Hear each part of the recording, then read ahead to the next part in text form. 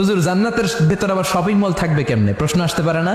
সহিহ মুসলিমের বর্ণনা, ইন্না ফিল জান্নাতি লা সুকান, জান্নাতের ভেতরে বিশাল এক শপিং মল থাকবে। এটা বোধহয় আমাদের বসুন্ধরা শপিং কমপ্লেক্সের মতো হবে, যমুনা ফিউচার পার্ক।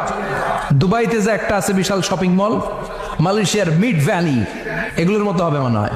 কত বিশাল যে শপিং মল হবে। সহিহ মুসলিমের বর্ণনা, প্রতি শুক্রবারে সব জায়গা থেকে বন বন করে মৌমাছির মতো জান্নাতীরা ওই শপিং মলে শপিং করতে আসবে। ইচ্ছে মতো দেদারসে পোশাক কিনবে, ইচ্ছে মতো শপিং করবে, টাকা দেয়া লাগবে না, ক্রেডিট কার্ড লাগবে না। সুবহানাল্লাহ পড়েন। ইচ্ছে মতো শপিং করবেন। দুনিয়াতে একটু কষ্ট করে হালাল উপার্জন করে খেয়ে যান। আল কানাআতু মিনাল ইসলাম, অল্পে খেয়ে তুষ্ট থাকা আর আল্লাহ শুকরিয়া করা, এটার নামই ইসলাম। অল্প খাও, অল্প পড়ো, অল্প জমাও, অল্পের ভেতরে বরকত ঢুকাই দিছে কে? অনেকে দেখবেন অনেক খাই খাই নাই নাই করে, এটা যাদের স্বভাব তাদের কখনো বরকত হয় না। অল্প খাবেন, অল্প